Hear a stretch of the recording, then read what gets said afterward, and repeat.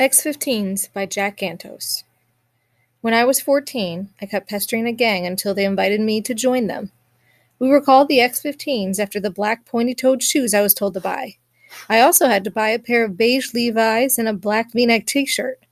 Every time I locked my bedroom door and put that outfit on, I felt great. I'd look into the mirror and know other guys were doing the same thing. And like me, they were thinking no matter what shit hit the fan, they had someone to back them up. They had me, and I had them. We were friends. Or we were going to be friends. I still had to pass the initiation. The clubhouse was an abandoned half-built house in a housing development that had run out of money. There were about 20 houses laid out in a field, all of them in various stages of completion. Most had the walls up. Some had the trusses set and covered with sheets of plywood.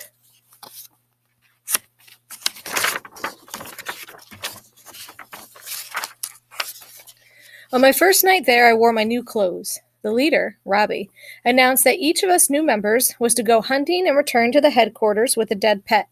Cat, dog, or monkey, he said. He cleaned his fingernails with the toothpick he removed from his mouth.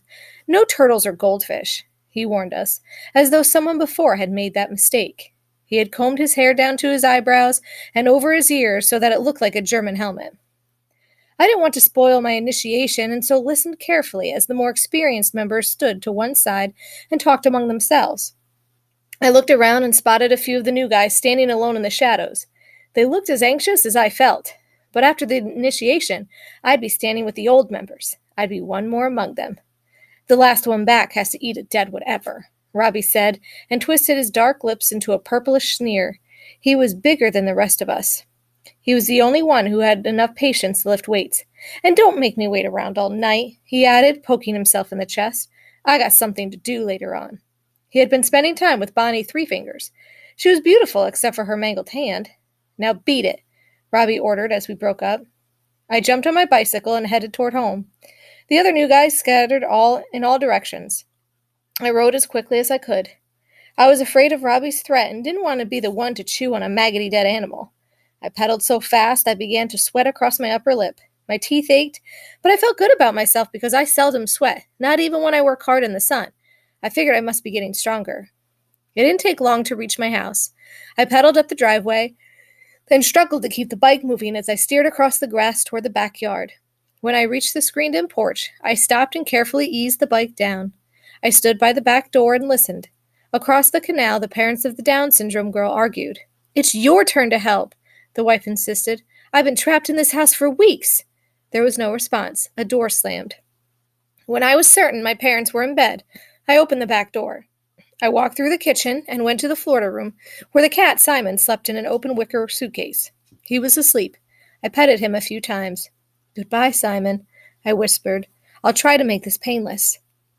Then I swiftly closed the case. He struggled to get out, scratched against the wicker, and cried, but by then I was going out the door. I felt I had used up too much time already. That gang was a fast group, and I expected them to steal pets from old people who walk their animals on a leash.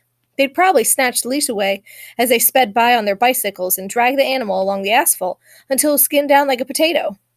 I ran to the edge of the canal behind our house and got down on my stomach. With my right arm, which was my stronger, I swung the basket over my head and into the water. I felt Simon struggling, but he didn't make any sounds. I didn't know how long to hold him down for, so I began to count. 1001, 1002. I turned my head to look up at the sky. "I'm sorry," I whispered toward the stars. "If I don't do this, it might be done to me." I knew that wasn't true. I knew better than to hang around with people who were cruel. I thought that just knowing better made me different from the other guys in the gang. But maybe it didn't. Maybe I was just like them. Maybe that's what made people bad, knowing better, but just not giving a shit. But the thought of all those guys standing shoulder to shoulder, always there for each other, pulled me into their circle of friendship and drew me further away from myself. The couple across the canal continued to argue. During the day, they fastened a leash onto their daughter's leather harness and let her run around the backyard. She ran screaming with her arms up in the air as if chasing after a runaway kite. She could imitate the tinny carnival sound of noisemakers on New Year's Eve. When she ran out of rope, she snapped back like a fish being pulled out of water. I couldn't bear to look at her, especially her mouth, which was always red and swollen. Maybe they beat her. Maybe she ran into things. I didn't know. It scared me to think that no matter how hard anyone tried, she couldn't be fixed. That's how I felt about myself. But I couldn't say what was wrong with me. I just knew I was mixed up about everything. Maybe I'm as bad on the inside as she is on the outside, I thought. Maybe I can't be fixed either. Maybe that's why I need to be around guys who are as messed up as I am. If nothing else, I won't seem as screwed up. Once, Kenny Knobb, the kid from next door, hid behind a palm tree and threw rocks at the girl. She didn't even notice, but her mother did. She came out of the house with a large soup spoon in her hand. "Don't you dare throw rocks at my daughter," she hollered. She waved the spoon in the air, and with her other hand drew the girl toward her waist. "This is my child, and I love her," she said loudly. The houses were close together, and I knew the neighbors were watching. "Sorry," Kenny said reluctantly. "Next time I'll tell your mother," she said. "So tell her," he shot back. "At least my mom's kids are normal." I knew I wasn't like Kenny. I could never have done or said what he did. I was smart enough to be sneaky about the mean things I did. I knew how to be good. I had good manners. I had a nice smile. I could be helpful when needed. I could be upset when hearing about cruelty and thrilled when hearing about happy family news. I could be anything, as long as I could fit in. I looked up at the stars again. They were shiny but cold. I was thinking about myself and lost count of how long Simon was under. When I pulled him up, he wasn't moving. I felt as though I had taken too much time, and I wondered if I should go back at all. I didn't want to be last. I balanced the wicker suitcase on the handlebars of my bike and pedaled as hard as I could. There were no cars out, and I liked riding freely down the center of the street. But when I looked up at the sky, the stars still troubled me. They looked like pieces of broken mirror. I didn't know how to make shapes out of them.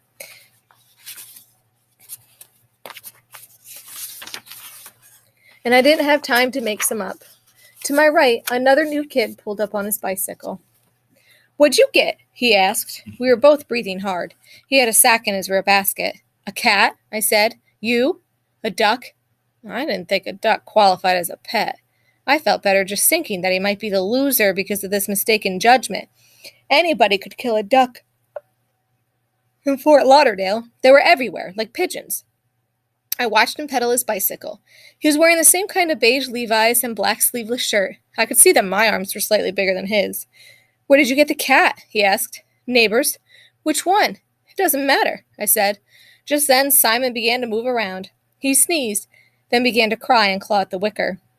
"Hold it," I said to the new kid. "This thing's not dead yet." I stopped as quickly as I could without going over the handlebars. "See you later," he shouted, and pumped up and down even harder. I'm not going to be the last one. Simon was hysterical, and I was afraid to open the case. He would claw me, then run off. I was desperate. I looked around by the side of the road. I couldn't find anything to beat him with. What I needed was a sharp stick, something I could drive through both the wicker suitcase and him. Time was passing. The other new kid would be at the club by now. If the gang wanted a victim, it would probably be me. I had no reputation. I was only let into the group because Kenny said I was okay. But he wasn't the type to stick up for me, especially if something went wrong. I pedaled up the driveway of a stranger's house. Their car was parked in the carport. I set the cat case down by the road and my bike farther off to one side. All their lights were off. I opened the car door and put the gear shift into neutral, then began to push hard against the fender to get it rolling down the slope. When it started to drift, I got into the driver's seat and held the door open with my head sticking out so I could guide the wheels. The back wheel passed over the wicker. Simon cried sharply, but then before the front wheel hit the case, he clawed through the crushed side and ran across the street and into the bushes. The car rolled out into the road and came to a stop. I jumped out, grabbed the cat case, and fled on my bicycle. "Damn," I said. "What do I do next?" When I reached the clubhouse, I quietly walked my bike up to one of the back windows. Robbie had a fire going on the concrete slab floor. I counted the new members. There were 10. I made 11. Someone was missing. Just then I noticed another guy to my right, behind a bush, looking through a window. He was counting out loud. 1, 2, 3. I dropped the cat case through the window, and jumped into the house behind it. "I got a cat," I yelled. I held the case up for everyone to see. The wicker was crushed down and splintered. The cat pillow was bunched up and wet. In the dark, I hoped my bluff would pass as the real thing. Before anyone got nosy, the other kid jumped in through the window. "Mine's better," he yelled, and held up a miniature poodle. I'm afraid it's a tie, Robbie said. You'll have to fight it out. That was a lucky break for me. The attention shifted away from my fake cat to the fight. I wasn't going to let anyone beat me. In one motion, I flung the cat case into a dark corner, then turned and punched the other kid in the face. He dropped the poodle and fell backward, tripped over a drain pipe, and landed on his back. When his head hit the concrete, it sounded the same as when my uncle let me kill a hog with a sledgehammer. The poodle kid remained on the concrete. He rocked his head back and forth from side to side like he was saying, "No, no, no." Robbie stepped out of what was to be the front door and returned with a dead German shepherd. Its back was broken, and I recognized the dog as the one that I had seen flattened alongside the highway on my way to school. He must have found the dog first, then thought of the initiation. Cheater, I thought, but I wasn't going to say so. I was lucky that it wasn't me flat on my back. I had gotten away with my cat trick, and I felt Robbie's acceptance for knocking out the other kid. I had what I wanted. Robbie held the dog by its hind legs and dragged it over the kid's face. "Lick it," he said impatiently. "It's late and I want to get out of here." Because the dog was over his face, we couldn't tell if he licked it or not. "Bite it," hollered Robbie. The kid bit the tail. It crunched like someone walking on gravel, and we all turned away and made faces. "Enough," Robbie said, then strolled over to the window and tossed the dog out. He jerked an aluminum comb out of his back pocket and combed his helmet of hair. The kid stood up, spit, and rubbed the top of his head. I kept my fist balled up in case he tried something. "Now everyone take your animals back to where you found them," Robbie said. We all raced off on our bicycles. On my way home, I threw the cat case hard at a house. It hit the striped awning over a window and made a sound like a car hood slamming. When I returned home, Simon was at the front door. I walked toward him. "I'm sorry," I whispered. "Sorry." I bent down and held out my hand to rub his head. He hissed and ran off into a boxwood hedge. "Well, I wouldn't trust me either," I said under my breath. I pulled my t-shirt up over my head and sat on the front steps. I dropped my head down onto my knees. "I don't need them," I said to myself. "I need something, but not this shit." I could hear the words begging me to listen. They were my words. They were ringing in my ears, and I was trying my best to wrap my life around them.